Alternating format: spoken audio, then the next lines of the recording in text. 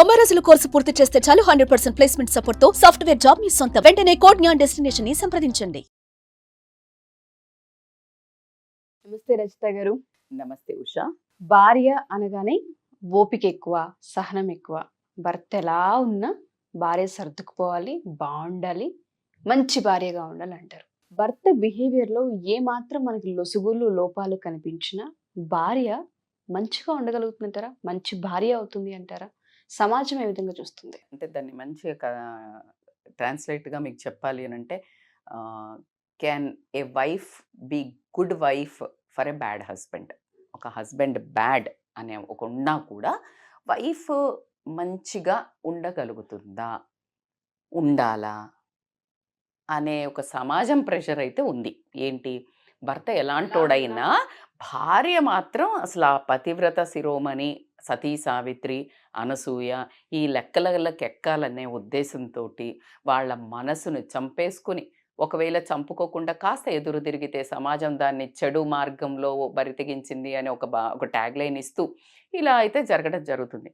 అసలు ఏమవుతుంది, ఒక చెడ్డ భర్త ఉండటం వల్ల ఆ రిలేషన్ వైఫ్ ఎంత వరకు సర్దుకుపోయి గుడ్ అనిపించుకోగలుగుతుంది అని మనం కొన్ని చెప్పుకుంటే గనక, భర్త ఈ రిలేషన్ చాలా సెన్సిటివ్గా బ్యూటిఫుల్గా ఉండే రిలేషన్లో భార్య మాత్రమే ఒక్కరు మాత్రమే సర్దుకుని మంచిగా ఎలా ఉండగలుగుతారో, ఈ క్వాలిటీస్ ఉండే ఒకవేళ బ్యాడ్ హస్బెండ్ అనే మనిషి ఉన్నప్పుడు ఎంతవరకు సాధ్యమవుతుంది అంటే, ఏమవుతుంది ఆ పరిస్థితి అనుకుంటే గనక. ఎందుకంటే ఇలాంటి హస్బెండ్ ఉంటే ఈ వైఫ్ ఏమండర్గో అవుతుందో తెలిస్తే, ఎవరైతే సర్దుకుపో దీనికేనా ఇట్లా చేస్తున్నావు, దీనికేనా ఇదే కదా సర్దుకుపోవచ్చు కదా అని చెప్పే వాళ్ళకి ఏమైనా కనువిప్పు కలుగుతుందేమో చూద్దాం.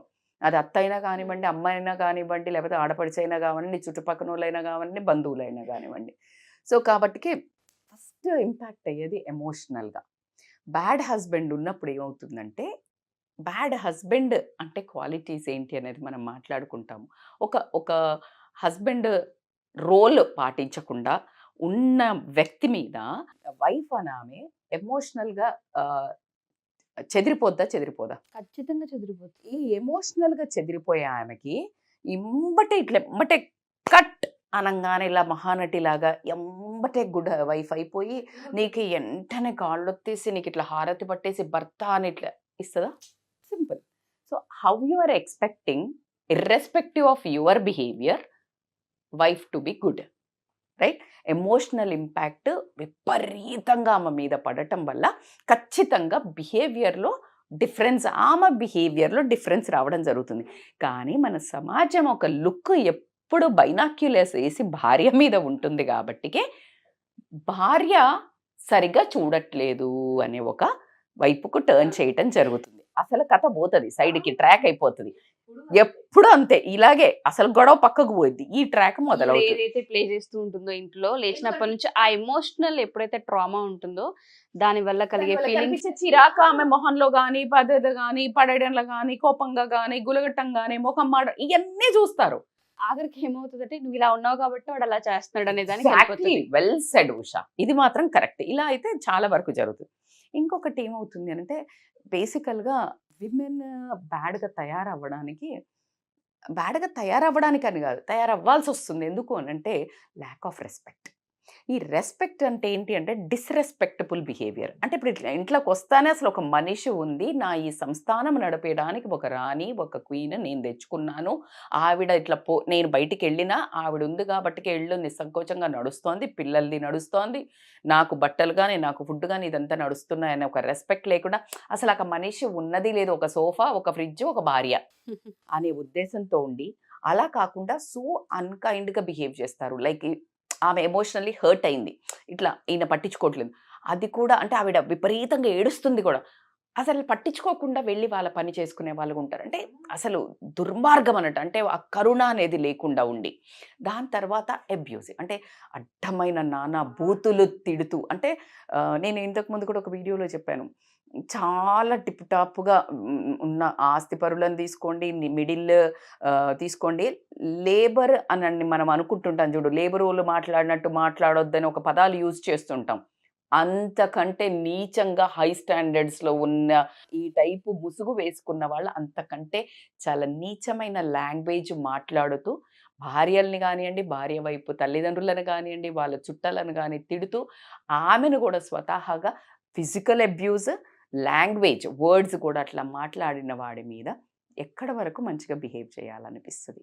మీరు ఎవరైతే ఒక భార్యని ఇలా బిహేవ్ చేయాలని ఒక ట్యాగ్ లైన్ వేసే సొసైటీలో జ్యూరీ మెంబర్స్ ఉంటారు చూడు, ఈ జ్యూరీ మెంబర్స్ని అడుగుతున్నా నేను క్వశ్చన్. నీకు అట్లా ఉంటే నువ్వు ఇదే జ్యూరీ మెంబర్లో నువ్వు మెంబర్గా ఉండకుండా ఆపోజిట్లో ఉంటే నువ్వేం ఎక్స్పెక్ట్ చేస్తావు? అట్లా కాకుండా ఈ రిలేషన్లో కమ్యూనికేషన్ లేకపోతే కూడా హస్బెండ్ బ్యాడ్ హస్బెండ్ కిందనే కన్సిడర్ చేయాల్సి వస్తుంది. కమ్యూనికేషన్ అంటే let us assume is buying something, is investing something, లేకపోతే పిల్లల్ని ఏదో చేయాలనుకున్నాడు, లేకపోతే భార్యకి వాళ్ళ అమ్మ వాళ్ళకి ఏదో కొనియాలనుకున్నాడు, లేకపోతే ఫ్రెండ్స్ దగ్గరికి వెళ్దాం అనుకున్నాడు, లేకపోతే ఈరోజు ఒక ఫంక్షన్ ఉందనుకున్నాడు, లేకపోతే ఏదో ఉంది మొత్తానికి అలా. అది ఎవరితో కనెక్టింగ్ ఉంటుంది? ఫ్యామిలీతో కనెక్టెడ్ టాపిక్. బట్ కమ్యూనికేషనే చెయ్యరు. అంటే they won't consider that like ఈమె ఇంపార్టెంట్ రోల్ నా లైఫ్లో సగ భాగము నేను డిస్కస్ చేయాలా. ఏ కమ్యూనికేషన్ లేకుండా అది ఓన్గా ఒకడే నడిపించుకుంటూ వెళ్తున్నాడు. ఎలా ఉంటుంది?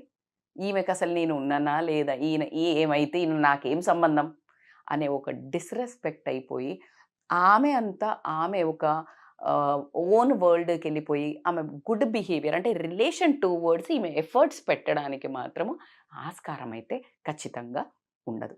ద మోస్ట్ ఇంపార్టెంట్ ఇంకొక పాయింట్ ఏంటంటే నమ్మకం పోవటం.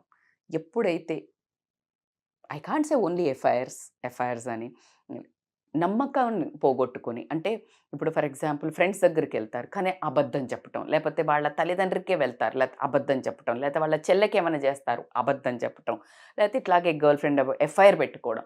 ఈ యాంగిల్లో ఏదో ఒక నమ్మకం మనిషి మీద పోయినప్పుడు షీ విల్ బికమ్ అసలు అంటే టోటల్గా చింపేసుకుంటుంది. ఇంకా చల్ అనే ఫీలింగ్ లోపల వస్తుంది. మీరు అనుకుంటుండొచ్చు నోరెత్తి నా భార్య నన్ను ఏమనట్లేదు, కానీ లోపల ఇదే ఫీలింగ్ ఉంటుంది, వీడేంటి. నేను స్వతహాగా ఒక 60 ఏళ్ళున్న వయసున్న ఆవిడతో ఒక 10 ఏళ్ల కిందట అంటే 50 ఏళ్ళు ఉండొచ్చు మాట్లాడుతున్నప్పుడు భర్త చాలా ఇబ్బంది పెడతాడంట ఉషా. ఎలా అంటే చాలా పిసినారంట. ఆస్తి బాగుంది, క్యాబుల్లో తీసుకెళ్ళడు, కారు కొనడు, నడిపిస్తాడు. ఆటో ఎక్కిన తర్వాత ఇంకా కొంచెం ఇంకొక కిలోమీటర్ 2 కిలోమీటర్ ఉంటే ఎండలో కూడా ఏం కాదులే ఇక్కడికేగా నడువు అంటాడంట.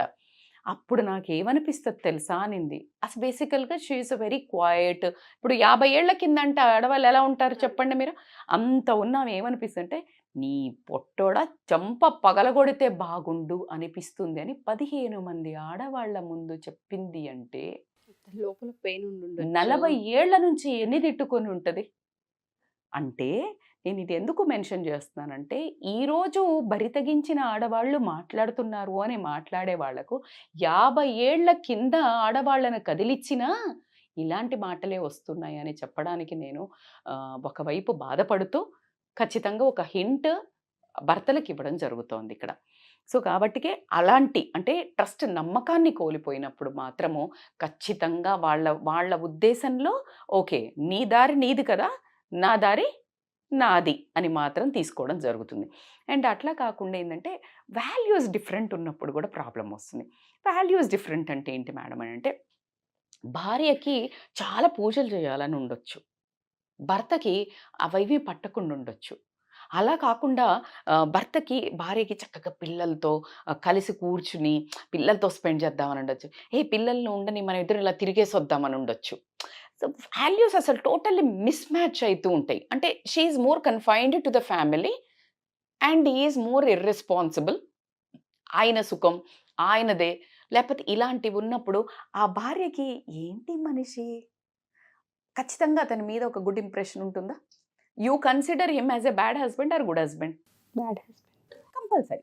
బికాజ్ నేనేం చెప్తున్నా bad good is if it is not affecting your family, అది నేను బ్యాడ్ గుడ్ అనను. ఒక్కొక్కళ్ళకి ఒకటి మంచి అనిపిస్తుంది, ఒకళ్ళకి చెడు అనిపిస్తుంది. బట్ మనం అది అసలు ఆ టాపికే మాట్లాడు. But if it is affecting family అంటే భార్య బిహేవియర్ బ్యాడ్ ఎఫెక్ట్ ఎవరి భర్త మీద చూపించడం, లేకపోతే పిల్లల మీద చూపించడం, లేకపోతే అటు తల్లిదండ్రుల మీద ఇటు తల్లిదండ్రుల మీద సమాజం మీద, ఈ 5 లేకుండా నువ్వు ఏ బిహేవియర్ నీ ఇష్టంగా చేసుకున్నా గో ఫర్ ఇట్. ఈ మధ్య కొత్త ట్యాగ్ లైన్ ఏంటంటే నీ మనసుకి ఏమనిపిస్తే అది చెయ్యి. ఈ మధ్య లివ్ యువర్ లైఫ్, ఎవరిని దేకకు, నీ ఇష్టం ఉంది చేసుకో. ఇట్ డజంట్ మీన్ నీ ఇష్టం ఉన్నది చేసుకో. It means if it is not affected to all these in a bad way, నీకోసం వైఫ్ టైం స్పెండ్ చేయి, ఎక్కడికన్నా నీ ఫ్రెండ్స్తో పోయి స్పెండ్ చేయి మంచిగా, అంటే నీ మనస్సుకు హాబీ ఏదైనా, వాటి గురించి నేను మాట్లాడట్లా. Which is not affecting these people, you can do on your own. అది నేను చెప్పదలుచుకోను. సో అలా గనక డిఫరెంట్ వాల్యూస్ ఉంటే కూడా ఏమవుతుందంటే ఆ రెస్పెక్ట్ అనేది తగ్గిపోయి she can't B a very cordial good to husband. ఎందుకంటే తన మనసులో తన భర్త ఒక పైశాచికమైన మనిషి, బ్యాడ్ హస్బెండ్గా ఆమెకి పోట్రే అయిపోయింది. తినకి ఈ రూట్లో ఉండాలి కదా మనిషి, సంస్కారం ఉన్న హస్బెండ్, లేకపోతే భర్త, లేకపోతే తండ్రి, లేకపోతే కొడుకు అని కొన్ని ట్యాగ్ లైన్స్ ఉంటాయి. వాటిల్లో ఏది ఆయన డిఫరెంట్గా చేసినా then she can't be a good wife. The most ఎక్కడైతే నేను ఇందాక ఒక వీడియోలో కూడా చెప్పాను, ఎప్పుడైతే సర్వైవల్ మోడ్కి వైఫ్ వెళ్తుంది, వెళ్ళి అగ్రెసివ్గా మారి ఫైటింగ్ స్పిరిట్ పుంజుకొని వల్నరబుల్గా తయారవుతుంది అంటే గనక, ఎప్పుడైతే ఆమెకి ఎమోషనల్ అండ్ ఫిజికల్ సేఫ్టీ లేదని తెలుస్తుందో, ఈ మనిషితో ఉంటే నాకు సేఫ్టీ లేదు అని అనుకుంటుందో, ఎమోషనల్లీ కానీ ఫిజికల్గా కానీ, ఖచ్చితంగా భర్త మీద తను ఖచ్చితంగా ఇవే చూస్ చేసుకుంటుంది. సో భర్త అనే ఆ బ్యాడ్ పర్సన్ని పక్కకు జరిపేసి దెన్ ఇది కనిపించదు కదా, the behaviour will become very bad, then she will be considered as a bad woman or bad wife. So ఈ బిహేవియర్స్ అన్ని మరి బ్యాడ్ హస్బెండ్ అంటే ఏంటి మేడం? క్లియర్లీ వెల్ డిస్క్రైబ్డ్ ఏంటి అంటే, నీ ఒక రోల్ బాధ్యత, భార్యను పెళ్లి చేసుకునేటప్పుడు తీసుకొని వచ్చినప్పుడు నువ్వు 7 అడుగులు వేస్తూ కొన్ని వచనాలను చెప్పావు, అవునా? ఈ వచనాలు ఏదైతే నువ్వు అడిగేసి, నీకు కష్టంలో సుఖంలో నేను తోడు ఉంటాను, నీ మంచి చెడు నేను చూసుకుంటాను, మనకున్న కల్చర్ ప్రకారం ఏం చెప్పాడో, నేను నిన్ను పోషిస్తాను, బాధలో భరిస్తాను, బంధాన్ని కాపాడుకుంటాను అనే కొన్ని నువ్వు ఏదైతే ప్రామిసెస్ చేసి నిన్ను జీవితాంతం నెత్తిన పెట్టుకుని రాణిలాగా చూసుకుంటాను అని తీసుకొచ్చిన వాడివి, అందులో నువ్వు అవి చూసుకోకుండా నువ్వు తాగుడుకు బానిసయ్యి, బాధ్యతలు లేకుండా తిరిగి ఫ్రెండ్స్తో తిరిగి, ఇంటికి వచ్చిన తర్వాత క్వశ్చన్ చేస్తే ఈమెకే రంకుతనం అంటగట్టి కొట్టి, పిల్లలను భయభ్రాంతులను చేస్తూ, పిల్లల చదువుకి కానీ దేనికి కానీ నువ్వు డబ్బు కానీ ఏమీ పెట్టకుండా, ఇంట్లోకి ప్రతి లేచిన దగ్గర నుంచి నీకు ఫుడ్ పెట్టడానికే భార్య కష్టపడుతూ, ఈ తల్లిదండ్రులను బాగా చూసుకోకుండా అటు ఆ తల్లిదండ్రులను సాటిస్ఫై చేయకుండా, ఏ బంధాలకు విలువ లేకుండా, నీ ఒక సొంత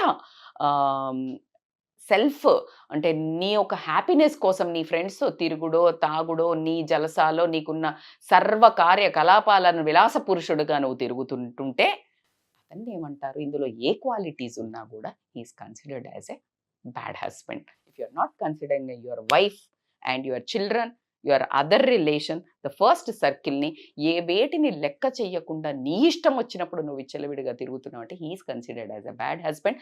దెన్ భార్య అనే ఆమె మంచి భార్య అవ్వడానికి, చెడు భార్య అవ్వడానికి ఈ factors will influence. These factors influence ఈ టైటిల్. సో కాబట్టికే ఈవిడ మారడానికి 200% భర్త విల్ బి ద రీజన్. మీరు ఇందాక అన్నారు ఇవన్నిటిని ఎవరికి చెప్పుకోకుండానే ఈమెలో ఈ ఫ్రస్ట్రేషన్ భంగిమలు కనిపిస్తాయి. ఆడవాళ్ళలో బాగా కనిపించేవి ఏంటంటే ముఖ కవలికలు, సౌండ్లు, గిన్నెల సౌండ్ అవుతుంటే ఆవిడకి ఏదో అయిందిరా అంటారు.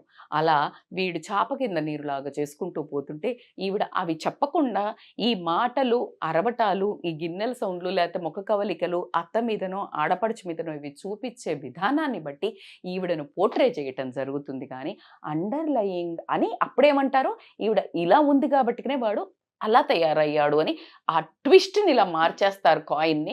అది విచిత్రమైన ధోరణి మాత్రం అనిపిస్తుంది కాబట్టి. So it is very impossible యార్ for a bad husband good వైఫ్గా ఉండాలని కోరుకోవడం ఒక మూర్ఖత్వం, ఉండడం విపరీతమైన కష్టం, ఉండాల్సిన అవసరం కూడా లేదు.